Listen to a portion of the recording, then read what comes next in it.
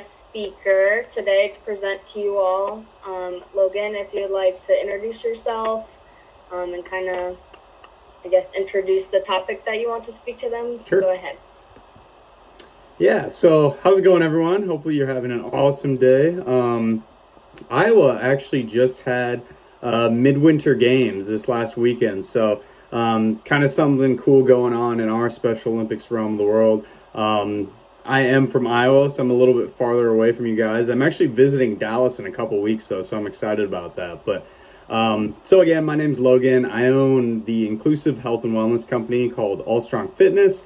And through this, I've done a lot of different things. But one of the cool things I've been able to do is some of these informal webinars with some of the different Special Olympics states.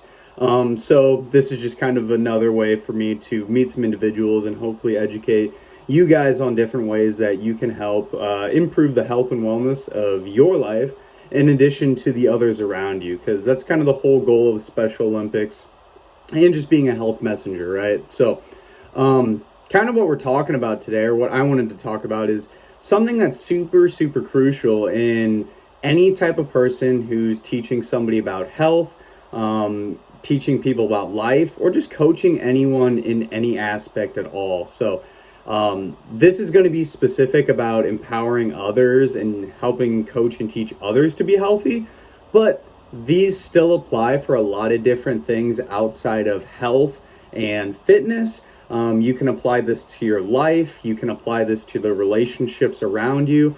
But specifically, a lot of these examples will be kind of health and fitness related.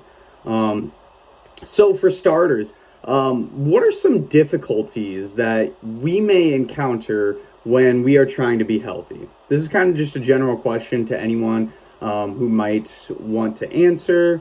If not, that's totally okay too.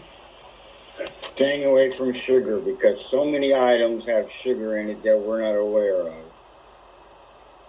Like a lot of your pastas, everything.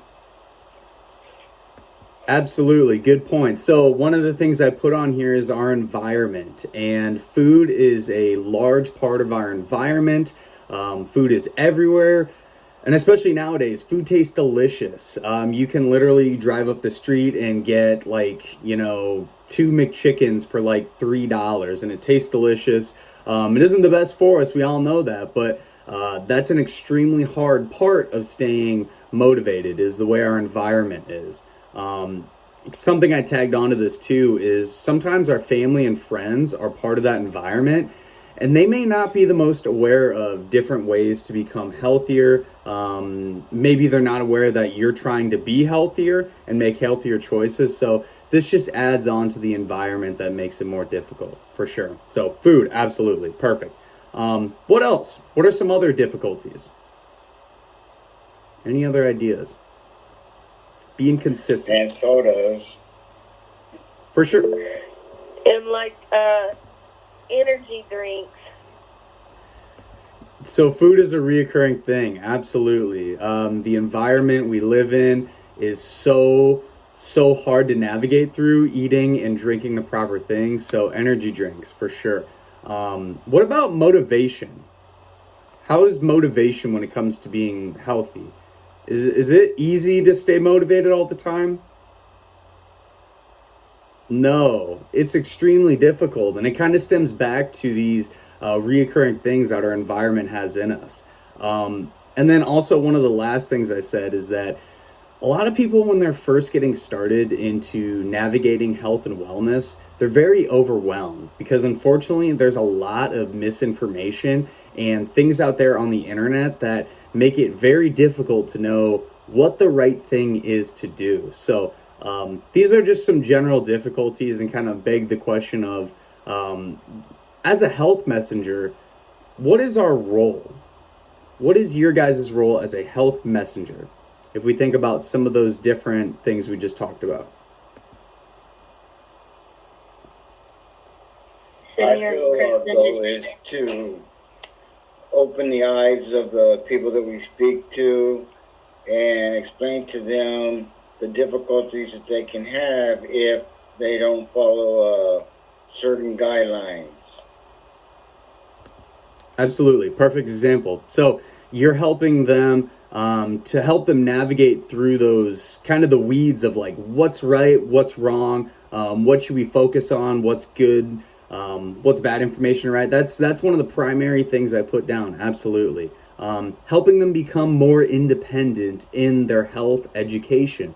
That's one of the primary fundamental things that Special Olympics, that we all try to do, right, is try to advocate for others to help them be more independent. At the end of the day, that's what we want for everyone who has a disability or even outside of a disability. When we want to become healthier and make more independent decisions for our health journey, for sure. Absolutely. What are some other things health messengers do?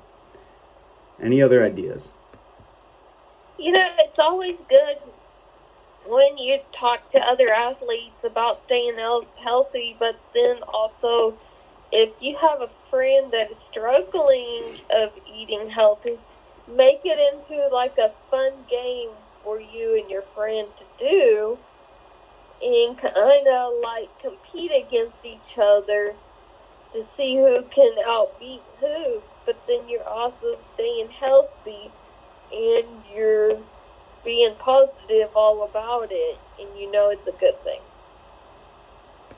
That is a perfect example. What I mentioned was helping others navigate through demotivated times. And what you just said, making a game out of health and wellness, is a prime example of that. Oftentimes, when we are trying to empower others to be healthy or teach them about health and wellness, it may come easier for us and not so much for them. So they may need more reoccurring motivation through different tools like making stuff a game to keep them engaged and keep them active, for sure. Very good example. Very nice. Anything else? What else do health messengers help with? Going bike riding. Yeah, An absolutely. example is exercising, bike riding. Absolutely. So accountability, right? Being somebody there that can help to keep them accountable. Again, kind of with motivation too. You're there to be their eyes and ears, be somebody that they can consistently listen to and gravitate to. Absolutely. All of those are great examples. And health messengers, another important thing that we talked about is they try to help navigate those individuals on health and wellness. And part of health and wellness is physical activity. Not a lot of individuals, when they first start working out, realize there are so many cool ways that we can stay active and keep our body fit. So for you just listed a few of them. For some people, when they first start, maybe they only think that running is the only thing they can do. And if they hate running, how likely are they going to be healthy and stick with physically staying active, right? It's likely not going to happen. So yeah, totally. Very good. Anything else? Any other ideas? What is our role? Getting fit. Absolutely, right? You got to practice what you preach. So you want to do the things that you are encouraging the other athletes to do. Being an advocate by your actions and not just the things you say. So if you don't, eat healthy for the most part, stay active, how often do you think that the other athletes that you work with and help navigate them through are going to stay healthy too? They probably won't listen quite as well, right? For sure. Cool. Talk with Luke. It's me. Okay, perfect. So those are some awesome examples of what health messengers do. Again, I think this is something you can consistently remind yourself when you're like, what should I do? What should I be doing? At the end of the day, I think the bottom line is to try to help your teammates, your athletes, and beyond that, the individuals in your community, your friends, your family, everyone around you. You're just trying to help to educate them and become advocates for themselves in their health journey, right? So, unfortunately, this is much easier said than done. So I kind of wanted to give some general tips on how I think you can help coach some of your fellow athletes, friends, family, etc., and just make it a little bit easier for you to navigate through. So one of the first things I mentioned, and this is basically one of the most important things about being a coach, is the frequent encouragement. nobody will ever not need encouragement. Even on days where we feel super, super up, a little extra motivation and a little extra encouragement goes a super long way. So somebody who's getting into fitness and they're new to fitness, always providing frequent encouragement. You can do this, right? I understand it's overwhelming, but we'll get through this together. If you have any questions, always feel free to ask me. Stuff like that goes a really long way into showing the person you're coaching and help to empower, know that you're there and listening to them. Is anyone? Kristen? Kristen? Ooh. Kristen, would you like to say something? Yep. Set an example.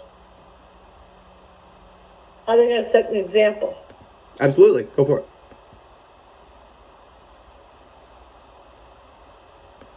Did you want another example? I apologize. No. Okay, perfect. So we'll keep moving on then. So I think another important thing about being an advocate for others and trying to coach them through their health and wellness is to understand what the purpose of the topic is or what the goal of your current session is. This allows you to really focus on specific main points that really, really matter for the athlete or individual you're working with, and allow the individual you're working with to not get too muddied on details. We want them to get the big picture, right? So, for example, if you're working with somebody and you're talking about nutrition, and they're just like, I want to be healthier. Like, how can I eat to be healthier? What we don't want to do is go through all the little things of like, well, if you get this many teaspoons of this supplement, then you'll be healthier. You might want to go to this specific diet. All these specific details just make it more unclear for the individual versus telling them, we want to improve our fruits and vegetable intake, right? What are some fruits and vegetables you like? Okay, you like broccoli, you like apples. Let's try to find more ways to incorporate that into our diet. Just an example, we want to make sure we are clear and concise when we are empowering and teaching others to be healthy. Kristen, go ahead. I like eating apples. Apples are one of my favorite fruits on the planet. I like seriously eating apples. could eat apples. Seriously, apples, banana. I mean, I don't need to be convinced to eat fruits or vegetables. I love them all.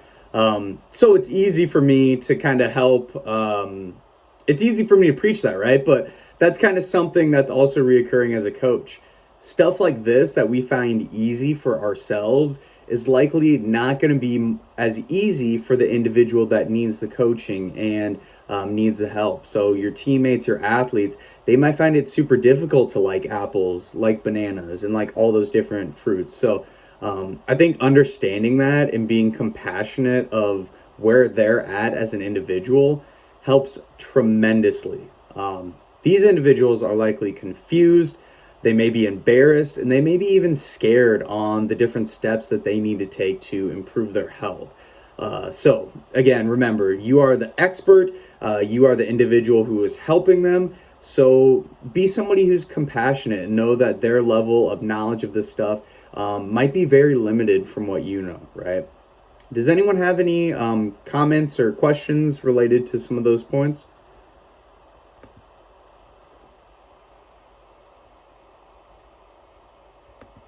Hello. Yep. I eat strawberries. I eat carrots. Absolutely. So, and I think part of the really cool thing about being a coach and being a health messenger is that since you like those foods so much, you're able to help others kind of learn about the different healthy foods, right? That's a big thing. Somebody maybe they've never even had a strawberry or a carrot, right? So that's something that's really cool. You guys get to introduce and talk about these really cool things. But at the end of the day, still remembering that they may not be completely ready to change yet, or they may not be fully on board with kind of all your ideas. one of the last things I put on how we can help to teach and coach our athletes is teaching them the what before teaching them the why. So this is really important because this helps the athlete to stay engaged to the things that really matter before they focus on why that thing exists. So for example, maybe you're teaching somebody a different exercise routine. Maybe they're not liking running too much and they want to learn how to lift weights, and you're really good at lifting weights.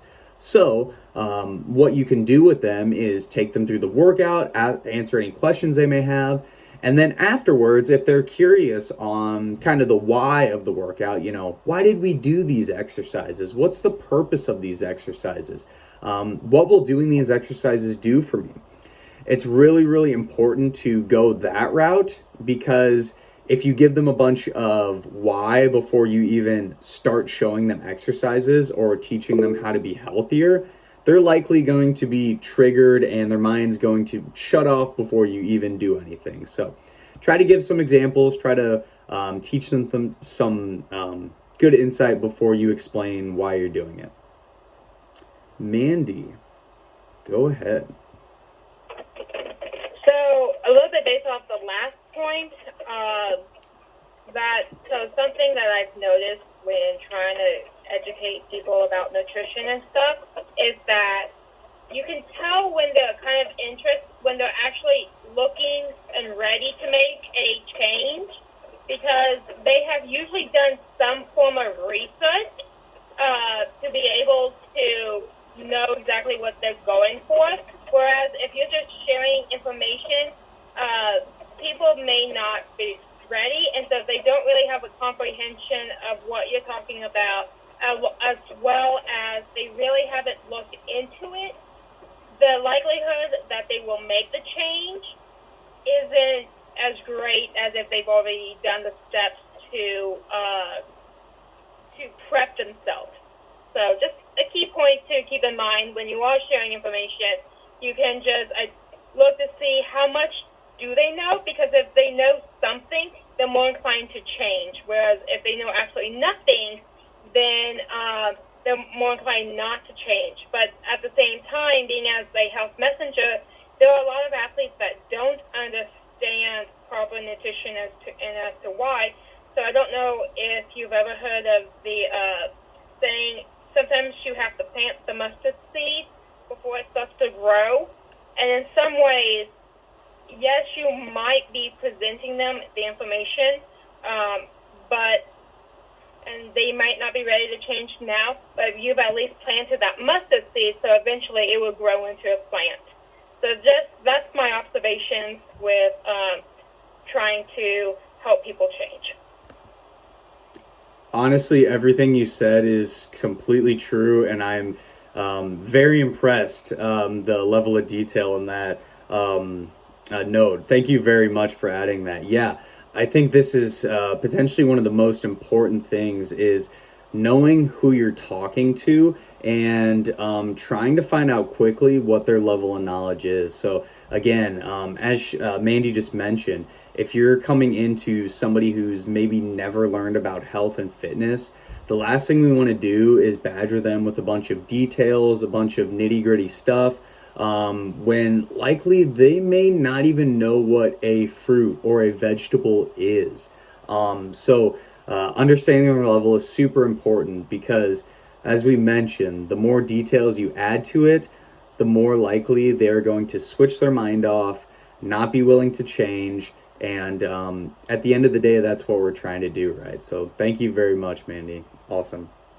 Okay, so kind of moving into how potentially we can encourage and advocate for our teammates a little more. I just wanted to mention a few things of like what doing this will, what doing these activities and behaviors will do. And it's all about how you're helping the others. So one of the first things that it'll help you do is to keep your teammates engaged. As we mentioned, being a good advocate for health and teaching others in a proper, clear and concise manner that's also compassionate is really going to keep them engaged. The last thing that somebody wants to do is to listen to something they feel like has no bearing on their life. So the second you can kind of speak to them at their own level and meet them at their understanding, it helps to keep them engaged as an athlete. This is super huge when it comes to participating in physical activity or any of your sports. You want teammates who are feeling included, wanting to participate consistently, and again, keeping them engaged overall. And then also to, as we mentioned, one of the most important things that Special Olympics does as a whole, regardless if it's from Iowa, regardless if it's from Texas, or at the beginning of the meeting, we mentioned doing stuff internationally. We're trying to create health and fitness and sport into a means of bringing awareness to individuals with disabilities and also helping people become more independent about their health goals. So doing all those things with the proper coaching will help your athletes become more independent as someone in the community, as somebody who's helping themselves with their health. Maybe they're going to become more independent in teaching others. Maybe they'll become a health messenger, right? These things have a cascading effect that maybe seems small today, but you never know down the road who's going to benefit from that coaching. So, and then one of the last things that helping others will do, and kind of something that I forget about because I try to coach and help a lot of others, but it helps you to work on your own coaching. Without being able to practice and teach others, there's no opportunity for yourself to grow and work on talking with others. So every moment you have to teach somebody who's new to Special Olympics about health and wellness, maybe you're teaching a family or friend about health and wellness, is an opportunity to help them, but also help yourself too. So really try to cherish those moments as a professional builder, not only to help the others, but you as well. Any questions or comments on kind of that last little bit? We have a little example I wanted to go through for the next portion, but if anyone had any side notes, any comments, feel free to add on.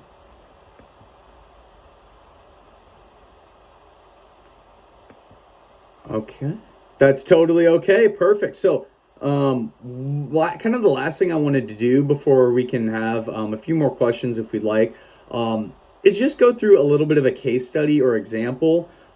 So basically I wrote down, you have a teammate that is new to Special Olympics that is struggling with diet and exercise. Maybe he joined the local soccer team, or maybe he's on your local 3-on-3 basketball team. It doesn't really matter.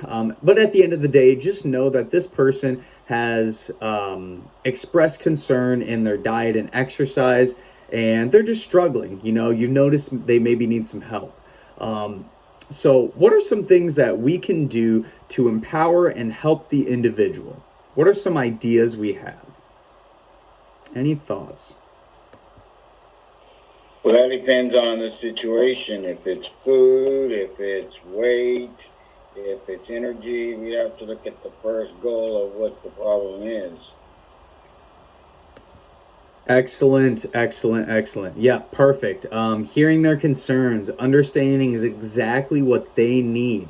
Not only will this help you get to the crux of what they might need for advice and guidance, but it also helps them realize that you are listening to them, that you care about what they're saying, and that at the end of the day, they're just not another checkbox in your list of things to do. Yeah, absolutely. And I also, at the same time too, I mentioned, be okay to ask questions with them. Asking them lots of different types of questions, like open-ended questions, which we're going to mention in a bit, can again help you dig deeper on exactly what they need. But also at the same time too, kind of as Mandy mentioned, sometimes people aren't ready to be helped, and that's totally okay.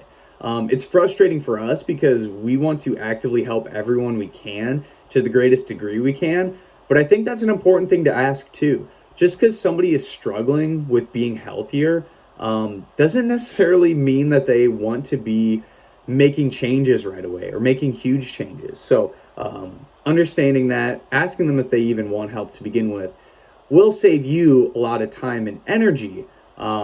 if somebody does want help, asking open-ended questions about their life. This essentially means questions that make them think about their behaviors, can really help get the ball rolling in helping them navigate their health and wellness. So we'll talk about some examples of open-ended questions right now. A good example of an open-ended question might be something along the lines of, what role do you think you have in your health?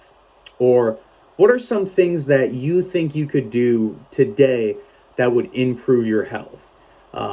Those are questions that when you ask the athlete, they have to think about their current behaviors that they're doing every single day and make a judgment.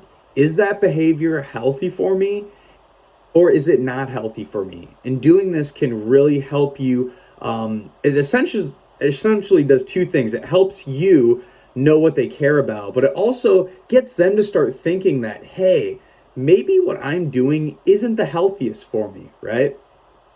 Getting enough sleep every night. So that's another great example. How can we make that open-ended? We can say, how much sleep does somebody get in a night? They could answer 7 to 8 hours. You could then ask them, how do you feel every day? I don't feel too good, right? I'm tired, I'm groggy. So another good open-ended question to that would be, what are some ways that you think you could get more sleep into your life? What that does is immediately gets them looking at their life and thinking about the different behaviors they do that limit their sleep. So maybe when you ask them that question, they're going to be like, maybe it's because I play video games 2 hours before I go to bed. So that's something where it's like, if they tell you that, then it's like, okay, what are some ways we can maybe dwindle that down 10, 20, 30 minutes a little bit? Again, open-ended questions really open the door for good conversation starters. It helps you to understand kind of where they're at and their potential willing to change, but also gets them thinking, starting to think about their health and wellness differently. I always tell people when they're trying to coach others on their health and wellness that they may not be ready to change, and that's okay. Just getting them to think about changing or just getting them to think a little differently can get the ball rolling for at some point in the future getting them to change. So just because they're not changing today, not all hope is lost, not all energy is lost. It might plant a seed, kind of as we mentioned with the mustard seeds, literally, something better long term. So Kristen, you got a comment, go ahead. Oh, got 2 comments. I can exercise my cat every day. Right? I play with my new cat, and his name is Hunter. Yeah, so for you, that's a really good example of a way that you've made almost exercise less boring or less monotonous, right? You take time to play with your cat and have physical activity with your cat. So that's something that you can remember and take from your daily life. And when you're helping to coach and empower other athletes, help to teach them too, right? Maybe somebody doesn't like to go out for runs, but the second you give them a dog and say, hey, take your dog out for a walk or run, they're totally on board. So that's kind of a way you can navigate people maybe not liking exercise, but giving them a slightly different variation, which does make it more enjoyable for them. So yeah, good point. Absolutely. Mandy, feel free.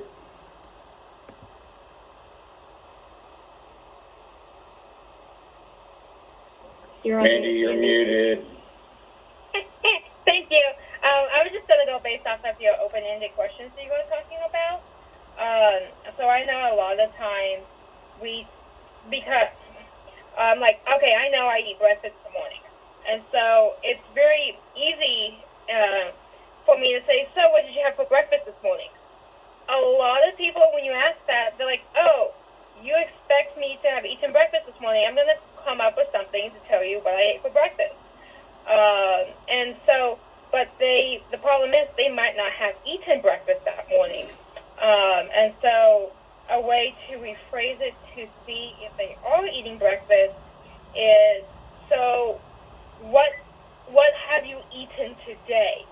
So instead of saying a specific meal, you just say, what have you eaten today? Which, if you look at it, well, they're saying eggs and everything, you can then go based off as like, oh, did you have eggs for breakfast or something like that? Just because people have a tendency, because okay, if they look up to you and stuff for you to help them get better, they're going to, some of people will make it the assumption oh, she wants to hear this, let me say this. And so just a little point that I've learned in the past that is helpful. Great example again. Very good. I think something that kind of easy thing to remember is to try to rephrase stuff from a yes or no question into a basically a question that won't be one worded. So, did you eat breakfast? Yes. No. Okay. What have you eaten today for breakfast? And even if what have you eaten today, right? Not necessarily about breakfast, but what have you eaten today? That gets them thinking about all the things regardless, and not necessarily that you want them to eat breakfast. And it's much more of a conversation starter. When you're coaching somebody through exercise and wellness, you want it to be a conversation. You don't want this to be one-sided, from the health messenger to the athlete, barraging them with a bunch of questions that make them feel bad about themselves. It's trying to phrase things more in a conversation, but also a way to get them thinking. So trying to rephrase those yes or no questions for sure. Sydney, go ahead.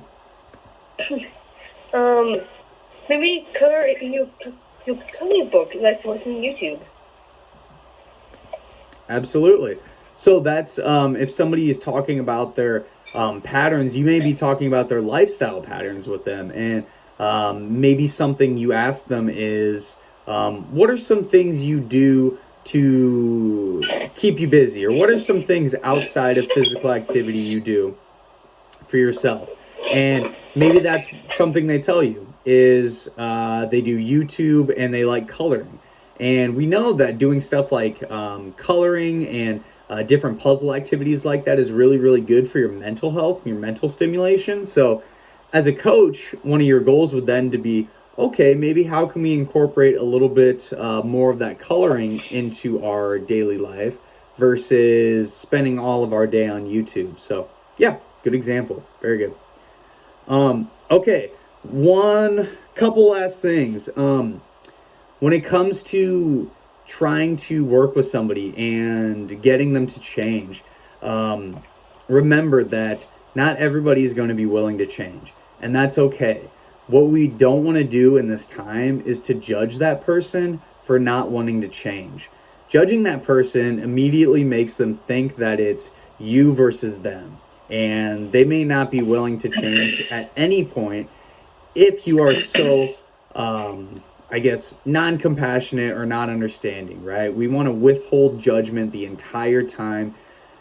Doing this will make these changes long term much easier for them, but also get them more likely to talk to you about it, right? At the end of the day, we're coaching, we're helping to navigate them and not do this overnight. So if you're not judging them from day one, from where they might not know what a fruit or vegetable is, likely they're going to be much more willing down the road to have these conversations with you and potentially be willing to change.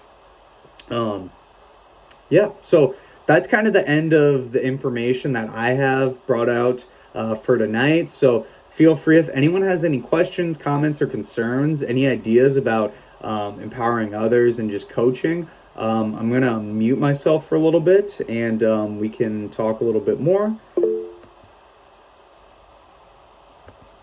Bruce, go ahead. Yeah, I was just going to say, meet with your local government officials about health advocacy for people with ID, and maybe about some health concerns that people with ID might have.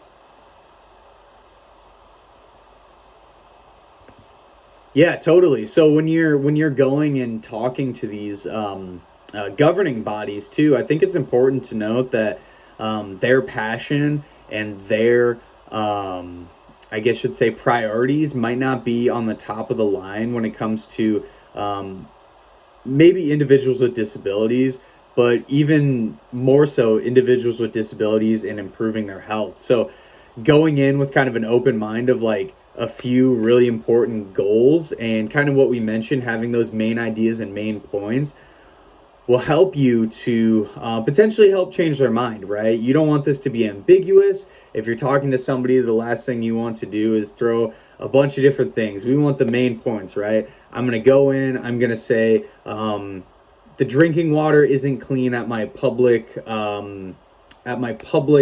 place that my Special Olympics athletes play at, right? We want clean drinking water. How can we accomplish that?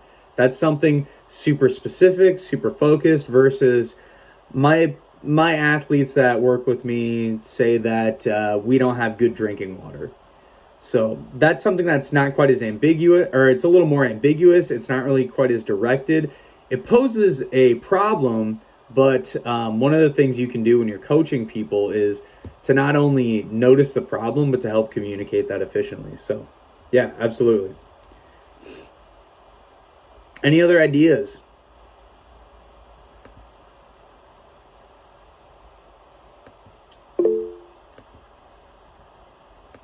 Yeah, Maddie, go for it.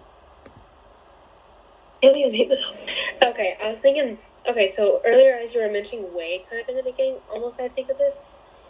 Okay, so I'm getting nervous as I'm saying this. But, anyway, kind of like, I tell myself this a bunch.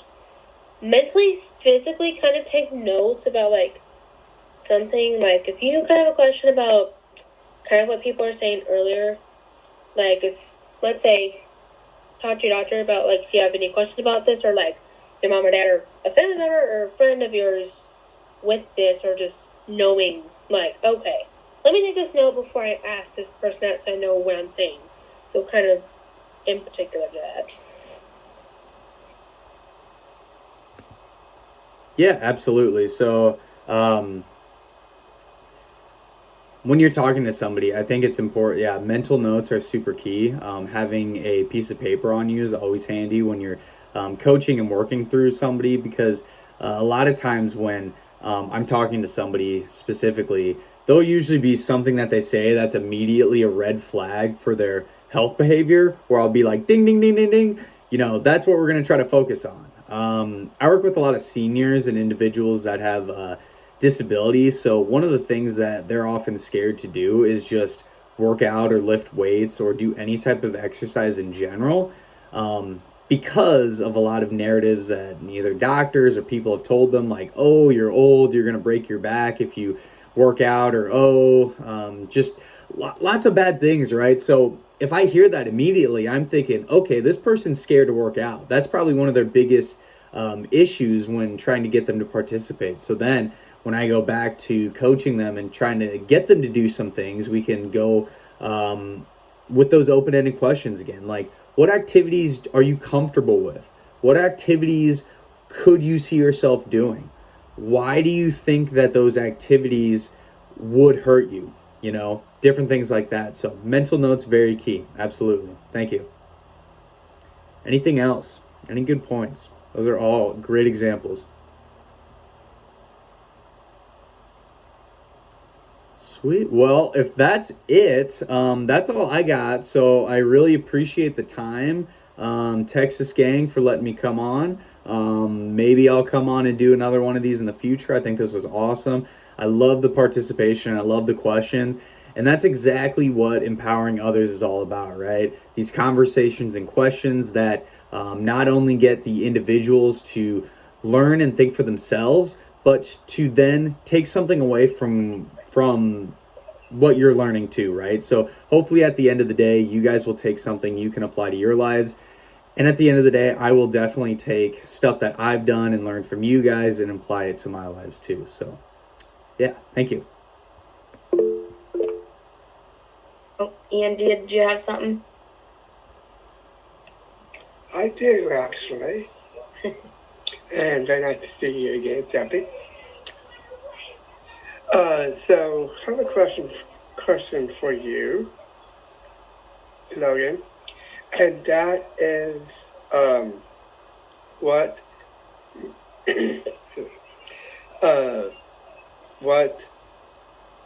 Mindy was talking about for food purposes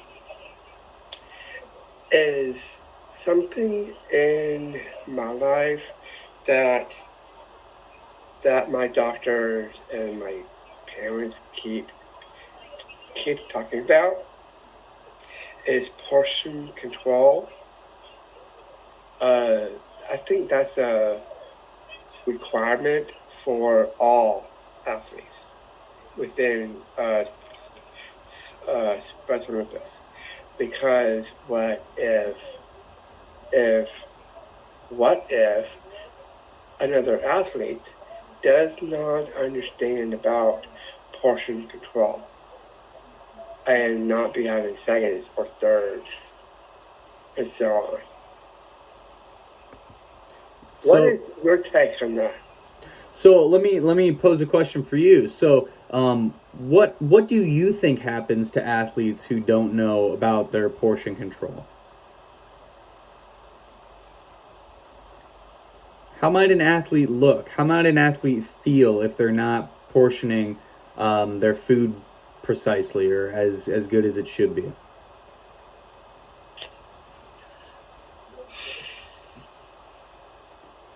Bruce had a good example. What happens to somebody's weight when they overeat? Right? So they're probably going to gain some weight. They might not be feeling the most energetic.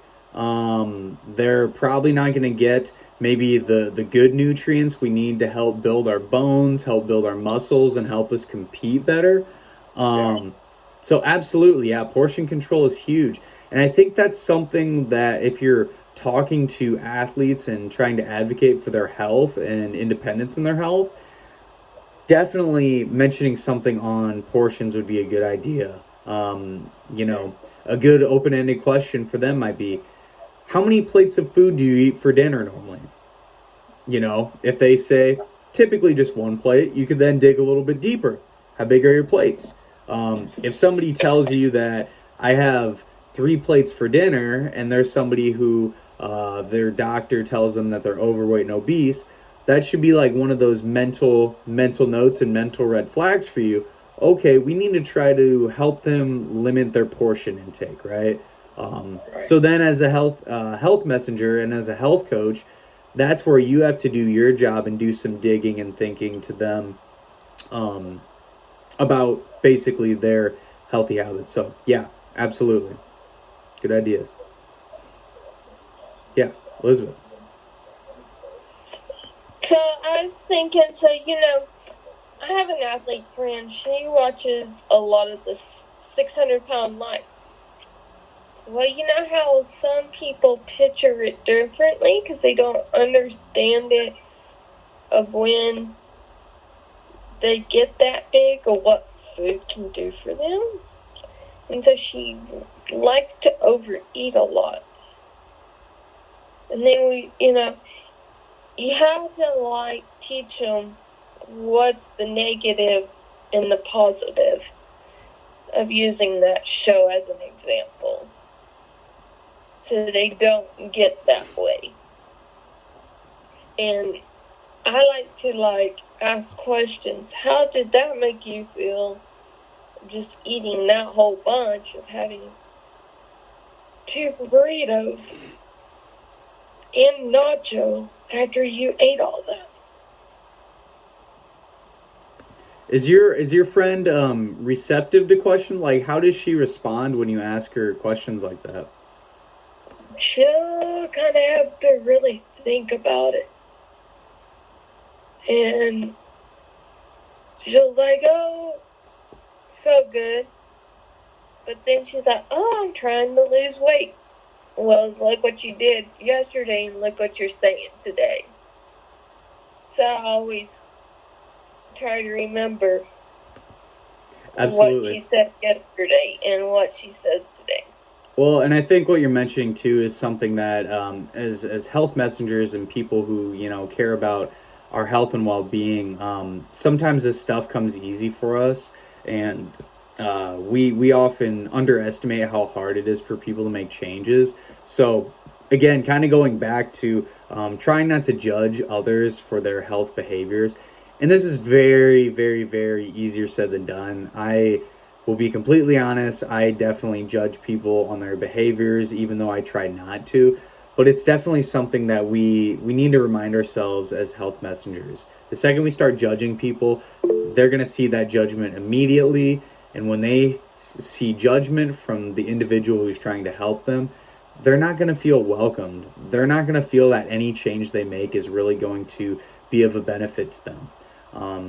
And even if they are benefiting from it, they're just not feeling welcome through the process. So yeah, it's very tricky and it's very hard when you almost seem like you care for their health more than they do. But at the end of the day, sometimes you have to remember that it's their life and they may not be fully willing to change. I think the steps that you're taking of trying to at least nudge her in the right direction are a good idea. But remember too, we're all adults, so we all have to make our decisions and kind of handle the repercussions of those decisions too. So, just a good point. Ian, go ahead.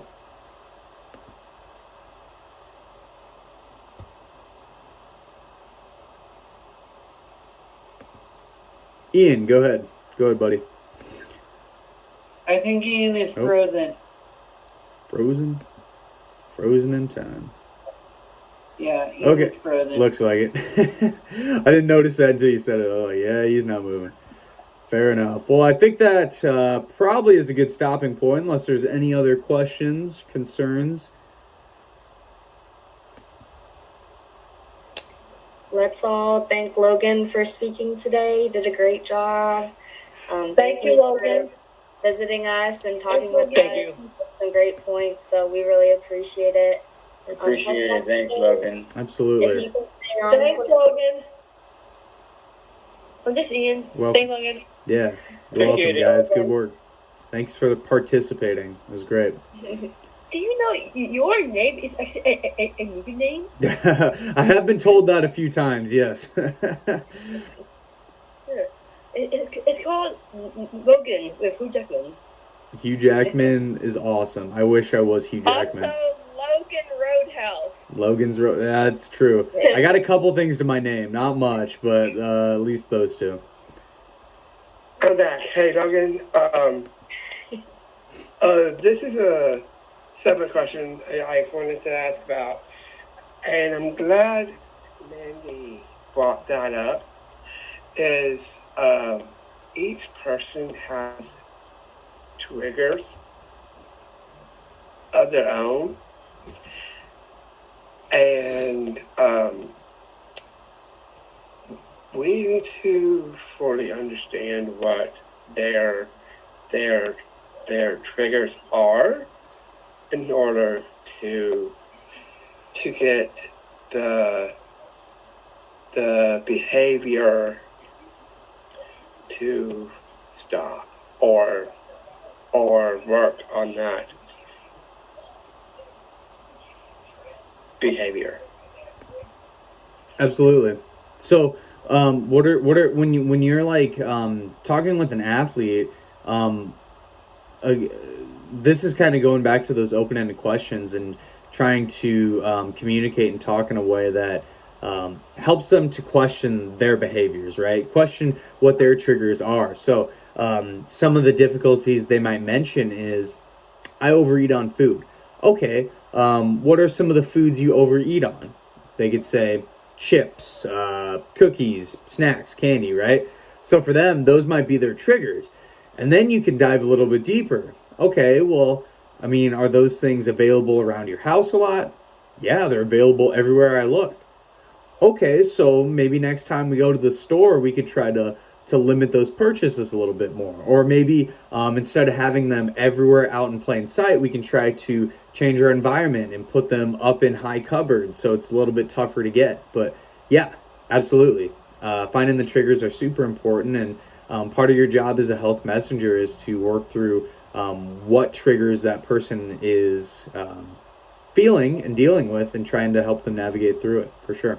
Good point. Yeah, definitely. And also, I lived this, but I was in a deep depression years ago, and so sometimes if an athlete is feeling kind of depressed, they would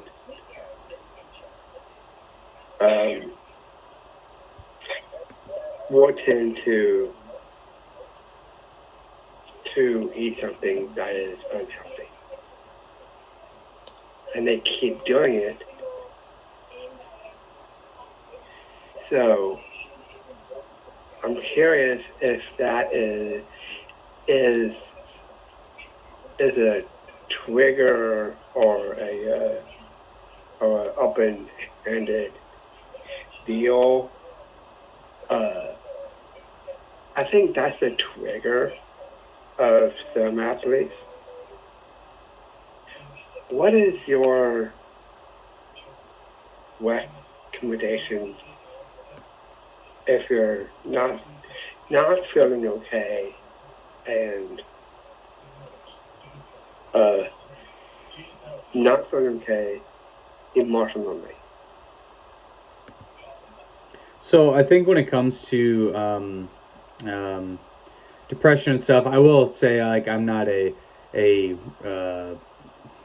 registered like psychologist, but I do know the importance of mental health in general well-being.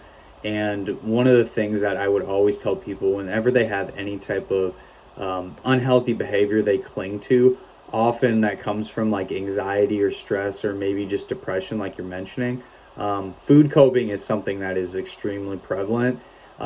So I think for that individual, trying to find things that they can replace that food with, and maybe it's only a few things, but really sitting down with that athlete or whoever you're talking to and saying, you know, there's got to be something in your life that brings you joy. Maybe it's a little joy, and that's okay, but you know, try to find those things and try to replace them.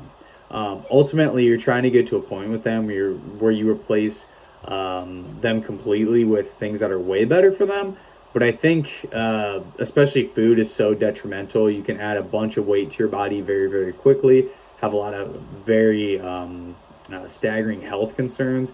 Trying to just get them away from food as a coping strategy in any way they can. Which I think probably the most important thing is just moral support, letting them know that you're there. And that's kind of the whole coaching relationship in general. Letting them know that you're there, regardless of their coaching, their health pursuits, their athletic pursuits.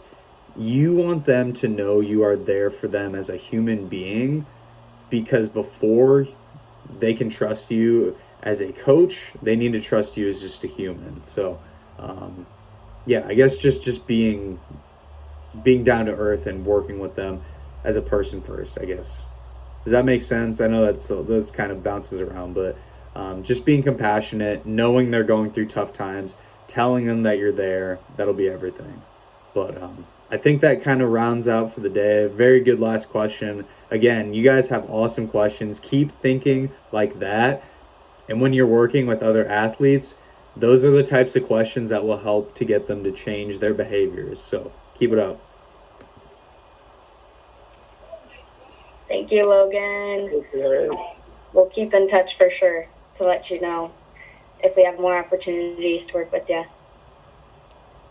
Awesome. Have a good night, guys. Take it easy. Thank you, Logan.